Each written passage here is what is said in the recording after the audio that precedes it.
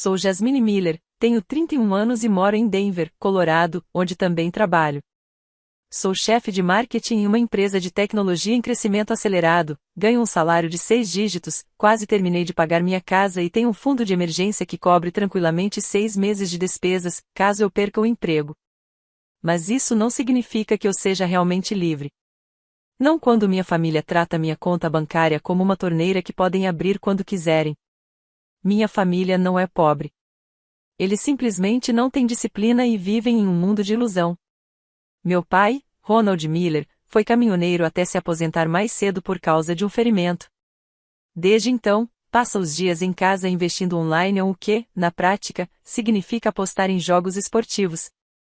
Minha mãe, Sandra, trabalha meio período numa livraria pequena, mas a maior parte do tempo está no Facebook postando desabafos dramáticos e defendendo as escolhas do meu pai. Minha irmã mais nova, Britney, é 4 anos mais nova que eu. Ela largou a faculdade no 2º ano e já passou por mais de 7 empregos em apenas 3 anos, nenhum durou mais de 6 meses. Eu sempre fui diferente. Quando meu pai usava o dinheiro da luz para comprar bilhete de loteria, eu recolhia latinhas escondidas para vender. Quando Britney rasgou a prova e culpou o professor, eu estudava até tarde sob uma luminária velha que mal funcionava.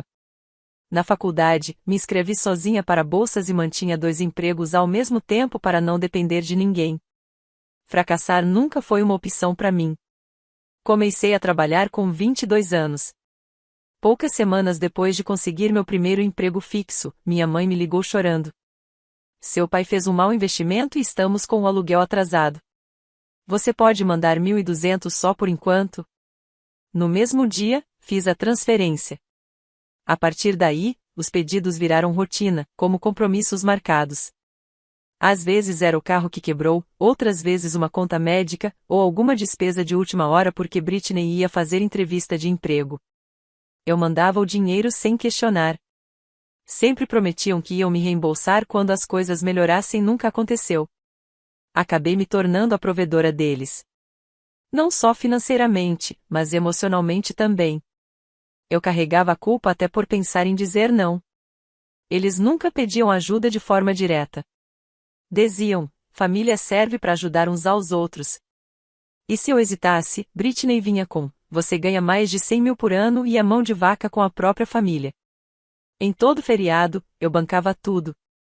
No último dia de ação de graças, gastei mais de $2.600 com passagens, hotel, porque a casa deles estava uma bagunça, compras da semana e presentes. Dei uma jaqueta personalizada para minha mãe e um videogame novinho para Britney. Ninguém me agradeceu. Mas lotaram as redes sociais com fotos e a legenda, a melhor família do mundo. Para eles, eu não era uma pessoa. Era uma conta bancária ambulante, um caixa eletrônico com pernas, uma sombra manipulável com frases feitas como você sempre nos encheu de orgulho. Comecei a me sentir sufocada. Mas não tinha coragem de dizer nada. Não quando meu pai ligava só para perguntar, e aí, quando é a próxima transferência? Não quando minha mãe dizia, você não quer que essa família se desfaça por causa de uma besteira, né? E, com certeza, não quando Britney soltava, se você não vai ajudar, então nem se incomode em voltar. Vivi assim por quase 8 anos. Ainda me lembro daquele verão, quando eu tinha 27 anos. Britney me ligou às 6 da manhã, chorando, eu não sei mais o que fazer. O dono do apartamento disse que vai chamar a polícia se eu não pagar o aluguel até sexta.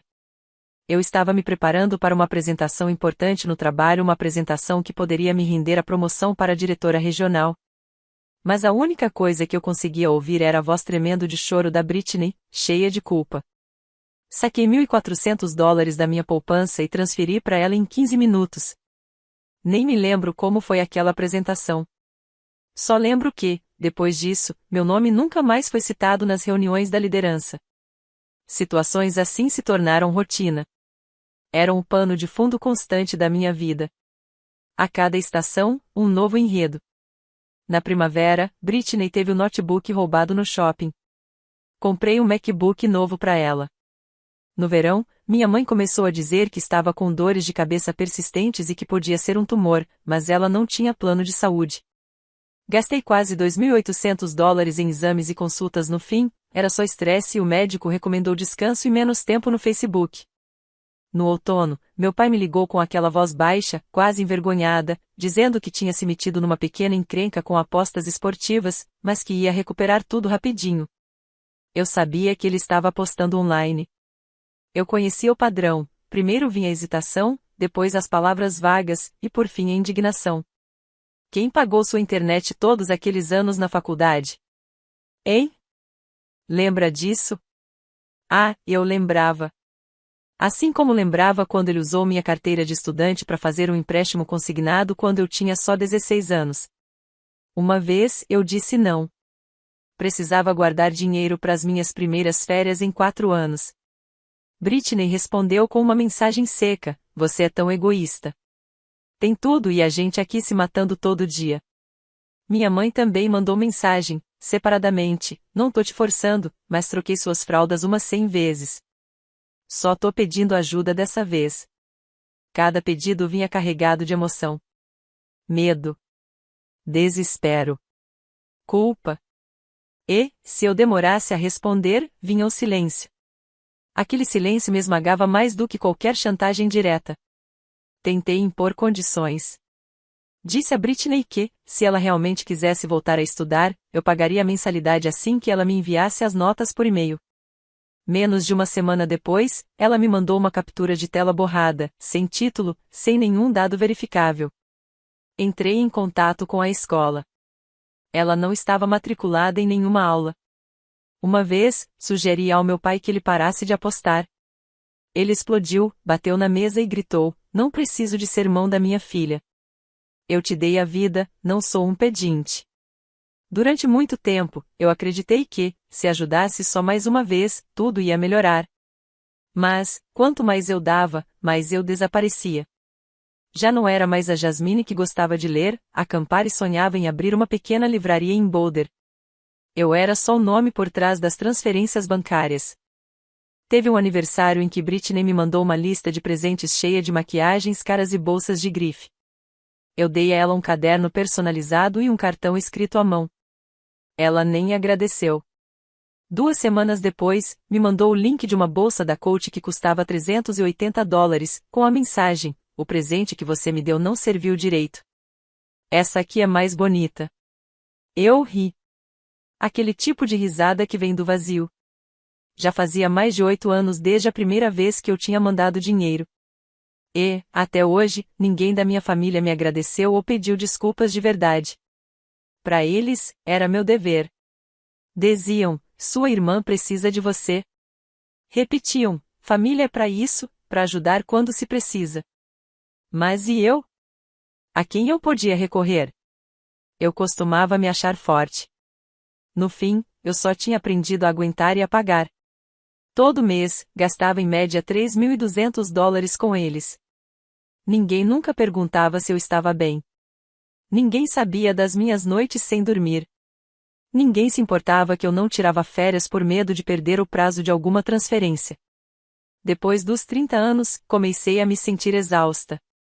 Não era pela idade, mas porque toda vez que eu abria a carteira, sentia que perdia mais um pedaço de mim. Me acostumei a carregar tudo. Mas era hora de perguntar: quem é que me sustenta? Procurei um terapeuta depois de quase desmaiar durante uma consulta, após 3 noites sem dormir. O Dr. Howard Leaven, um homem de cabelos grisalhos e olhar sereno, não começou perguntando sobre trabalho ou carreira. Ele só disse: na sua família, quem costuma receber o dinheiro? Respondi sem pensar: praticamente todos. Então ele perguntou: e quem é o único que nunca ouviu a pergunta: você está bem? Sorri, abaixei a cabeça. Os meses de terapia não me transformaram com frases prontas, mas sim com os silêncios do Dr. Howard, enquanto eu dizia em voz alta tudo o que tinha feito pela minha família na última década. Até eu me surpreendi. Então ele me olhou e perguntou: se um amigo contasse exatamente o que você acabou de dizer, o que você diria a ele? Respondi sem pensar: eu diria para parar. Agora. Ele apenas assentiu. Não precisou dizer mais nada. Na semana seguinte, sentei no meu sofá, sob a luz quente da luminária. A mesa de carvalho sustentava meu laptop aberto, com o aplicativo de videochamada pronto.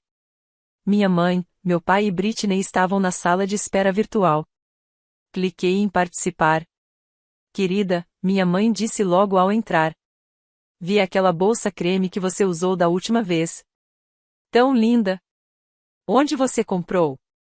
Foi com o seu bônus, né? Britney interrompeu, a inveja escancarada na voz. Deve ter custado o quê? $500. Eu não sorri. Pessoal, preciso dizer algo sério hoje. Silêncio. Meu pai estreitou os olhos. Minha mãe parou no meio de um gole de chá. Britney cruzou os braços e se recostou na cadeira, como quem se prepara para discutir. Eu não vou mais continuar enviando dinheiro todo mês. Jasmine, minha mãe franziu a testa. Você tá brincando? Não, mãe. É uma decisão pensada. Não vou mais pagar conta de luz, despesas médicas ou presentes de Natal. Só ajudarei se for uma emergência real. Mas eu preciso começar a guardar dinheiro para mim, para minha vida. Meu pai soltou uma risada curta e balançou a cabeça. Tá ouvindo aquele terapeuta entediado de novo, né? Olhei diretamente para a câmera. Não se trata de ouvir outra pessoa. Pela primeira vez, estou me ouvindo. Britney bufou e revirou os olhos. Então você tá largando a família inteira por causa de papinho de autoajuda? Então não vem reclamar se a gente começar a ser real também. Meu coração batia acelerado, mas mantive a calma. Você já foi real há muito tempo. Só nunca lidou com as consequências disso. Minha mãe tentou intervir, suplicante. Jasmine, famílias não ficam contando ponto desse jeito. Você sabe que seu pai tá cheio de dívidas, e a Britney vai ser despejada se não pagar esse mês. Mãe, falei pausadamente, se eu escuto a mesma história todo mês, isso não é mais emergência. É padrão. E eu não vou mais financiar esse padrão. O rosto do meu pai ficou vermelho. Ele bateu na mesa. Quem você pensa que é? Você só se formou porque a gente te ajudou. Sua mãe pulava refeições para você estudar. Sim, eu disse, assentindo. E agora ela continua se sacrificando, para bancar a Britney, que compra a bolsa da Coach e posta foto em festa todo final de semana. Britney se levantou da cadeira, a voz aguda. Como você ousa dizer isso? Eu sou sua irmã. Exato, respondi. Por isso mesmo aguentei tudo isso por quase 10 anos. Os olhos da minha mãe se encheram de lágrimas. Meu pai acendeu um cigarro com as mãos trêmulas. Britney saiu da chamada sem dizer uma palavra. Eu respirei fundo. Não estou cortando vocês. Estou estabelecendo limites. Se alguém realmente precisar de mim e assumir responsabilidade, eu estarei aqui. Mas se tudo o que querem é dinheiro, então não contem mais comigo. Silêncio. Desliguei a chamada. Fiquei sentada, sozinha no meu apartamento, sentindo ao mesmo tempo um peso sair e outro se instalar. No dia 12 de dezembro, exatamente 2 semanas antes do Natal, chegou uma mensagem no grupo da família. Era da minha mãe. Querida, parece que vamos ter que cancelar o Natal este ano. Seu pai está com muita dívida no cartão de crédito e eu preciso pagar um plano de saúde. Parte meu coração dizer isso, mas não temos condições de comemorar. Logo depois, meu pai mandou outra mensagem, naquele tom dramático de sempre. Preferimos manter nossa dignidade do que fingir que está tudo bem só para depender de você. Vamos pular esse ano. Talvez no próximo. Britney, claro, entrou em cena como atriz principal. Estou chorando há mais de 1 hora. O Natal é tudo para mim. Acho que vou ter que trabalhar no turno da noite na loja para conseguir dar conta. Fiquei na cozinha segurando o celular e uma caneca de chocolate quente que já estava ficando fria. Lá fora, a neve caía leve, como açúcar de confeiteiro. Uma parte de mim sentiu alívio. Sem ter que bancar as férias de 3 adultos. Sem árvore, sem decorador, sem ouvir Britney reclamar da embalagem dos presentes. Mas outra parte de mim se sentia vazia. Eu ainda era aquela filha que acreditava. Ainda tinha esperança de que, talvez, só desta vez, a família se reunisse por amor e não por obrigação, interesse ou culpa. Respondi. Não precisa ser nada grande. Posso levar um pouco de comida e alguns presentes simples. Minha mãe respondeu quase imediatamente. Não, Jasmine. Seu pai já disse que não. Ele não quer que o Natal pareça uma doação de caridade. Agradecemos a intenção, mas, não. Logo depois, veio a mensagem do meu pai. Somos adultos. Temos que assumir a responsabilidade. Não pense que está aqui para salvar todo mundo. Reli essa última frase. Meus olhos ardiam. Não porque eles haviam me recusado, mas porque, pela primeira vez, recusaram a ajuda, não a mim como pessoa. Passei os 2 dias seguintes pensando. No fim de semana, fui às compras. Nada de iPads, caixas de som caras ou presentes extravagantes como no ano passado. Escolhi coisas pequenas, mas significativas, um cachecol marrom para minha mãe, um kit de conserto de relógios pro meu pai, ele adorava isso, mas tinha abandonado o hobby, e um vale-presente de uma loja de cosméticos para Britney. Também assei biscoitos de gengibre e comprei uma garrafa de vinho tinto da minha loja preferida do bairro. Na manhã de 23 de dezembro, arrumei tudo com cuidado em uma cesta com alça. Envolvi os presentes com carinho e coloquei um bilhete simples. Não é caridade. É só um pouco de espírito natalino. Quer você queira me ver ou não, eu ainda te amo. Mandei uma mensagem antes de ir. Estou indo deixar uma cesta aí. Não precisa abrir a porta se estiverem ocupados. Vou deixar tudo na varanda. A resposta veio tão rápido que eu mal acreditei. O papai foi ver uma casa de última hora. A mamãe foi na farmácia comprar remédio. Britney tem turno à noite. Talvez amanhã ninguém esteja em casa também. Pode deixar tudo do lado de fora. Meu coração afundou. Abri o aplicativo de localização familiar que ainda estava ativo desde a época da faculdade, usei muito para buscar a Britney. Os 3 ícones estavam no mesmo lugar, em casa. Não respondi. Dei uma volta no quarteirão. Estacionei no final da rua. Fiquei ali, em silêncio, olhando entre as árvores secas de inverno. As luzes da casa estavam acesas. As cortinas, fechadas. Não bati. Não toquei a campainha. Apenas deixei a cesta nos degraus da varanda. Dei alguns passos para trás, olhei uma última vez para casa, e voltei pro carro. Naquela noite, o sono não veio. Coloquei uma música de Natal baixinho, servi uma taça de vinho, sentei ao lado da minha árvore no apartamento. Ninguém ligou. Ninguém mandou mensagem. Nenhum obrigado. Só uma noite longa e silenciosa.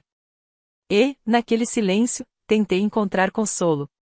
Talvez eles só precisem de tempo para aceitar que eu mudei. Naquela véspera de Natal, Denver estava tão fria que cada respiração virava uma nuvem de névoa no ar. Saí por um instante na sacada, tentando me distrair. Dentro do meu pequeno apartamento, as luzes da árvore piscavam em ritmo constante, refletindo no vinho tinto que eu segurava na mão. Eu estava encolhida no sofá, assistindo ao mesmo filme de Natal pela 3ª vez na semana, tentando me convencer de que um Natal tranquilo era tudo o que eu precisava. Meu celular vibrou. Uma notificação do Instagram apareceu. Hyun Campbell entrou ao vivo. Pesquei.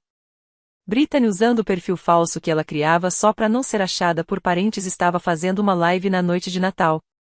No mesmo momento em que dizia estar em um turno noturno na loja. A curiosidade venceu a desconfiança. Toquei na notificação. O vídeo demorou alguns segundos para carregar. Quando finalmente apareceu, meu corpo congelou. Britney estava no centro de uma sala bem iluminada.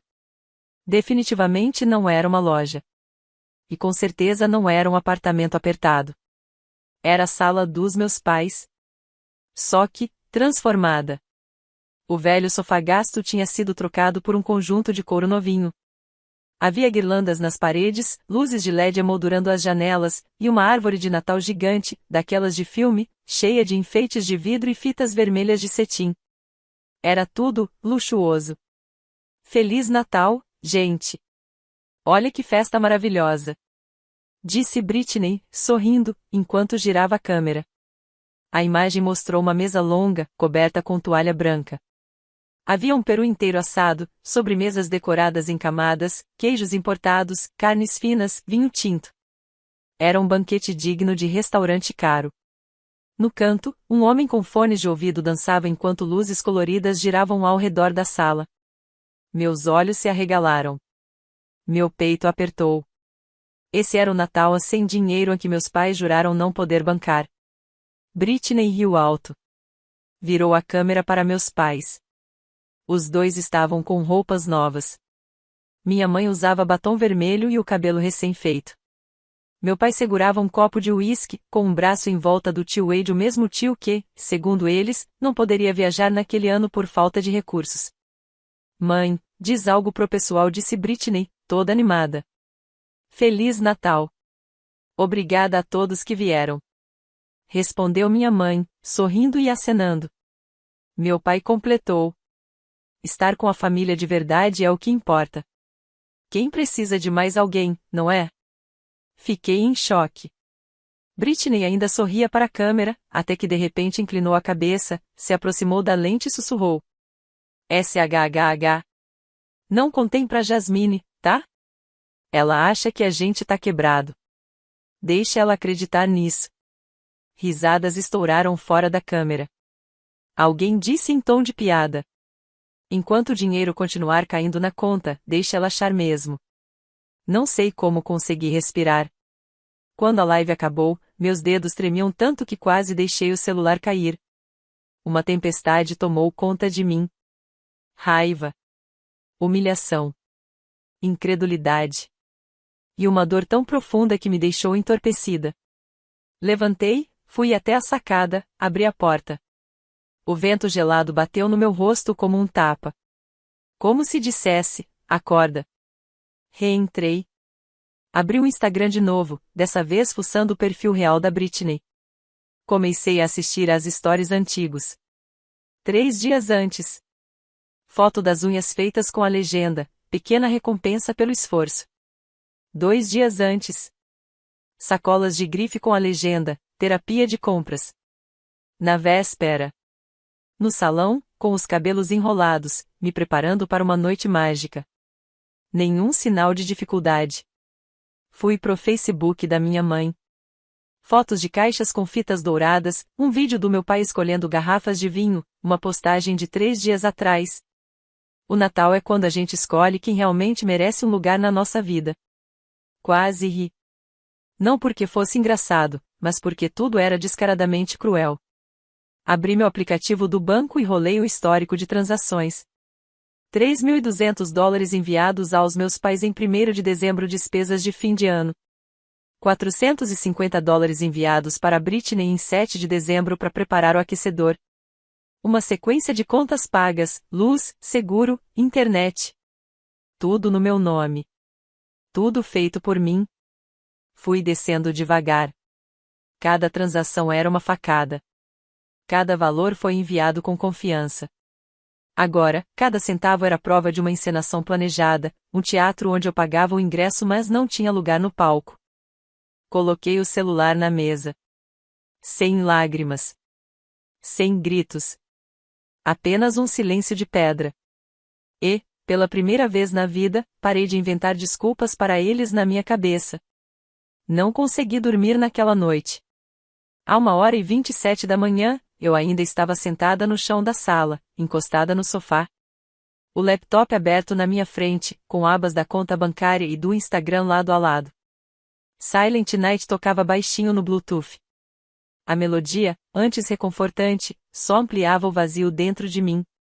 Comecei a fazer capturas de tela da live da Britney.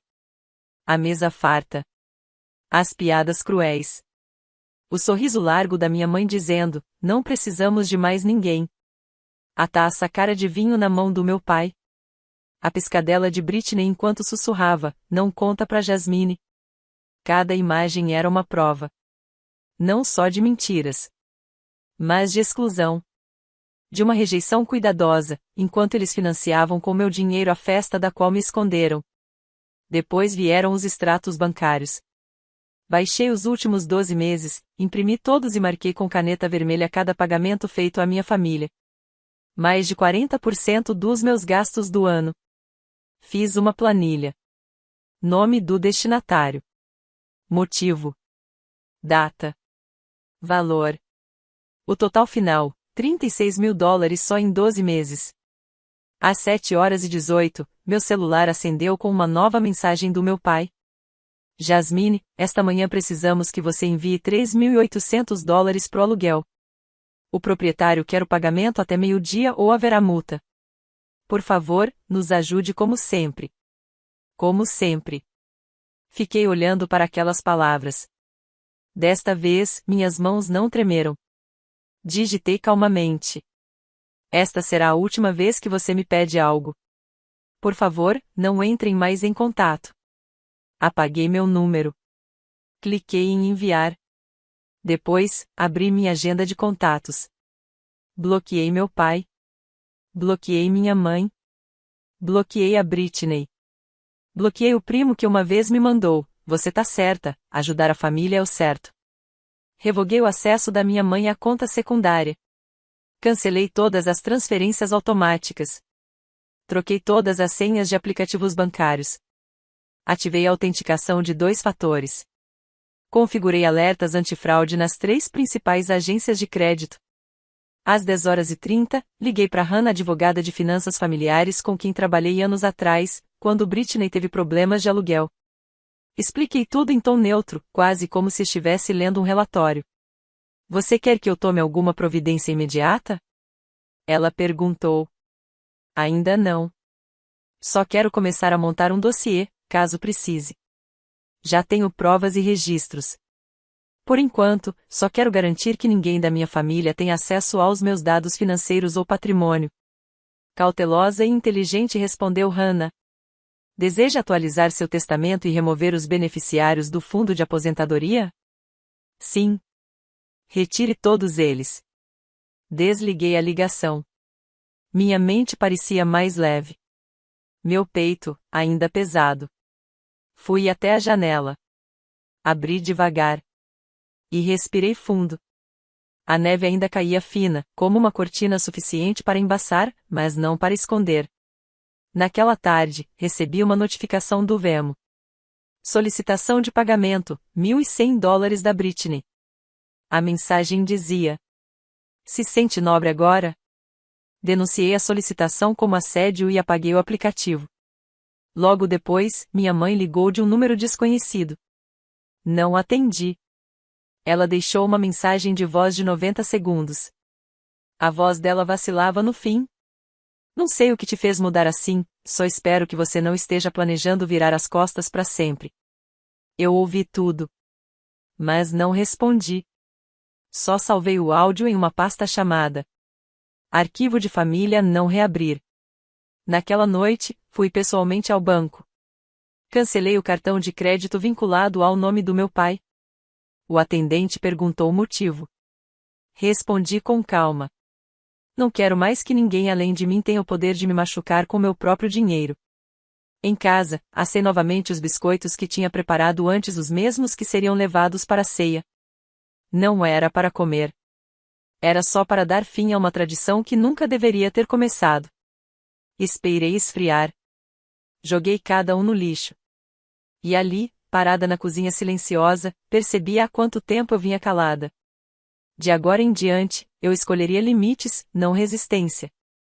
E se isso significasse passar o Natal sozinha? Então era um preço que eu estava disposta a pagar. 2 dias depois do Natal, meu celular e meus e-mails começaram a vibrar sem parar. Era como uma tempestade se formando do nada. Mensagens de números desconhecidos. Parentes distantes com quem eu não falava há anos. Colegas do colégio que eu mal lembrava. Todas seguiam a mesma linha. "Jasmine, tá tudo bem? Soube que seus pais estão preocupados. Como você pôde fazer isso justo no fim de ano? Sempre achei que seu trabalho era estressante, mas virar as costas para sua família? Foi demais." Sentei e li cada palavra em silêncio. Percebi que Britney e meus pais já tinham revertido a narrativa. Não eram mais os aproveitadores rindo da minha cara em uma live de Natal. Agora, eles eram a família abandonada. E eu, a filha bem-sucedida que surtou, virou rebelde e foi enganada por um terapeuta. Entrei no Facebook. Na linha do tempo da minha mãe havia um longo texto. Você cria um filho ensinando sacrifício, e ele cresce escolhendo o egoísmo. Nos comentários, rostos da minha infância. A Jasmine ficou tempo demais fora. Esqueceu da própria família. Alguém precisa trazê-la de volta antes que piore. Vamos orar por ela. Eu não comentei. Não discuti. Não me defendi. Mas por dentro, algo quebrou. Não de dor, mas de clareza. Eles não sentiam culpa. Eles me transformaram na vilã para proteger a imagem deles. Na manhã de 29 de dezembro, eu estava montando uma apresentação trimestral quando a recepcionista ligou. Jasmine, tem uma senhora chamada Sandra Miller aqui embaixo. Ela diz que é sua mãe. E que é urgente. Congelei. Perguntei. Ela está sozinha?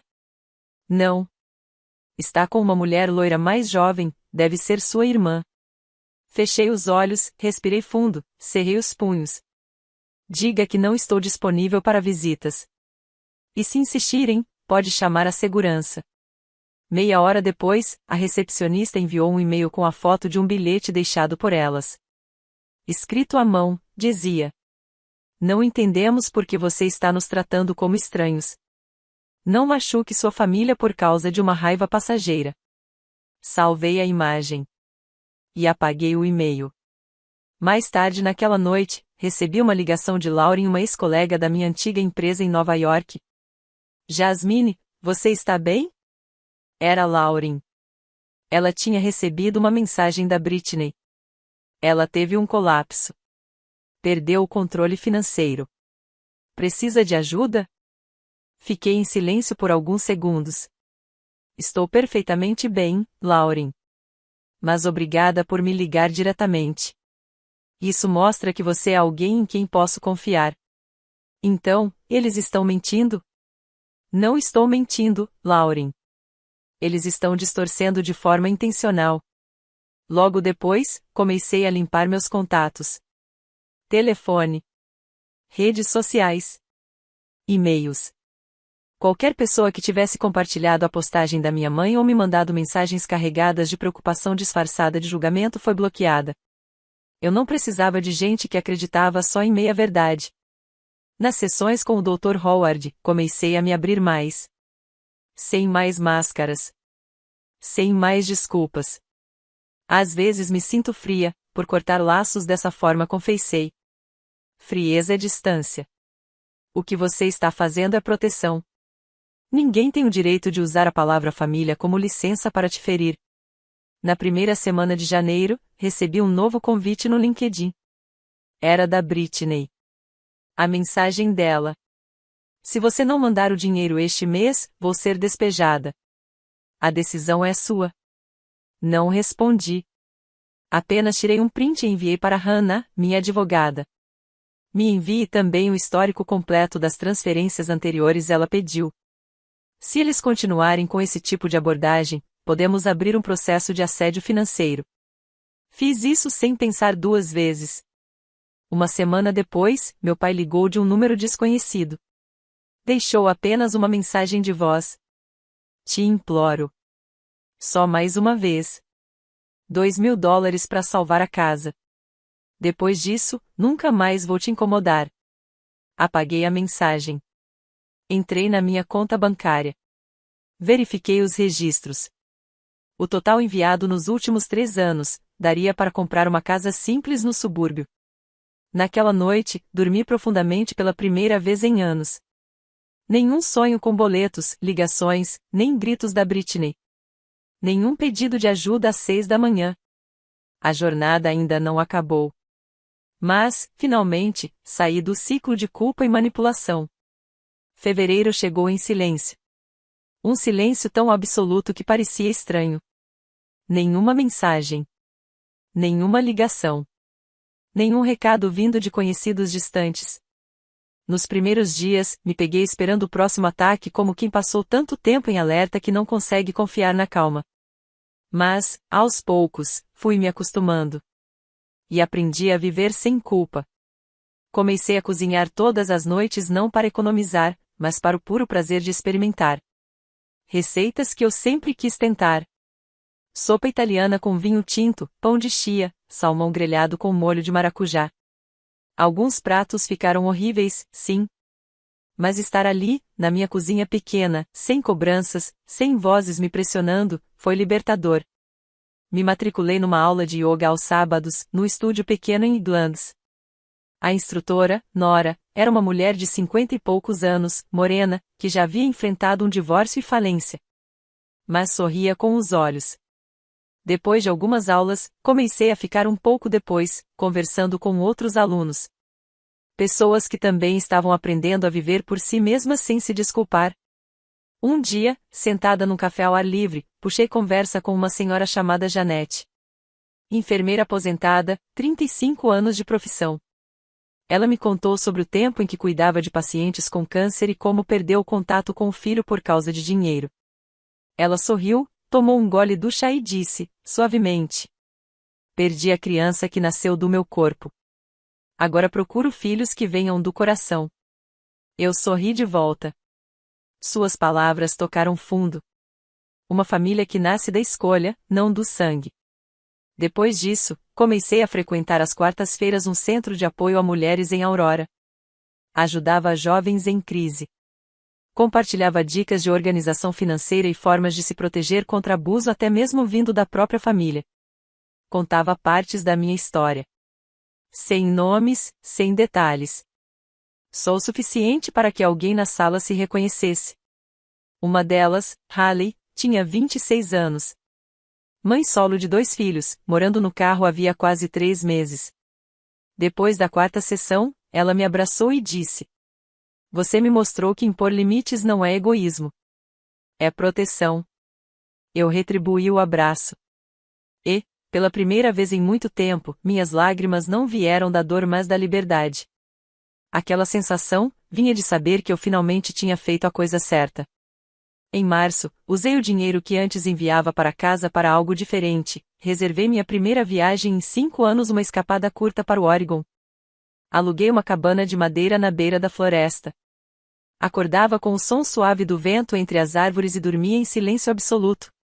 Sem telefone tocando. Sem emergências para resolver. Apenas eu, sozinha com a paz que esperei por tanto tempo. Na última noite lá, recebi um e-mail inesperado. Apenas o assunto dizia tudo. Garota, precisamos conversar. O remetente, Ronald Miller. Levei alguns segundos para abrir. Dentro, uma longa mensagem explicando que a casa antiga estava prestes a ser executada uma dívida de $27 mil. Ele dizia: não tenho mais ninguém. Só dessa vez. Me ajuda, e eu prometo que nunca mais vou pedir nada.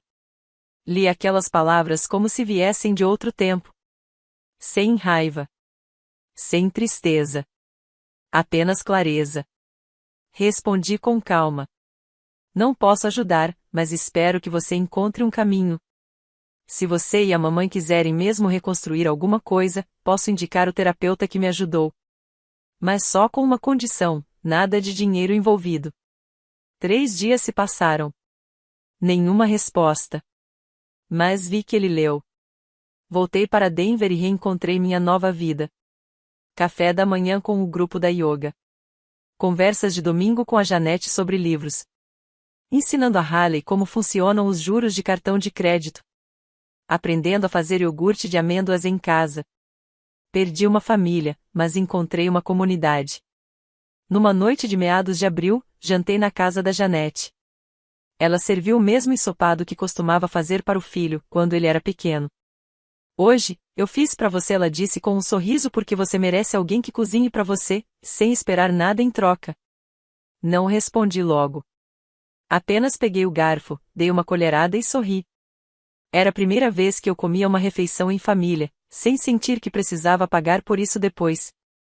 Sei que ainda tenho um longo caminho pela frente. Mas, dessa vez, estou caminhando com os meus próprios pés sem culpa, sem dívida, sem ilusões sobre o que é amor. porque aprendi algo essencial. Amor de verdade não exige sacrifício constante. Ele se constrói com respeito mútuo.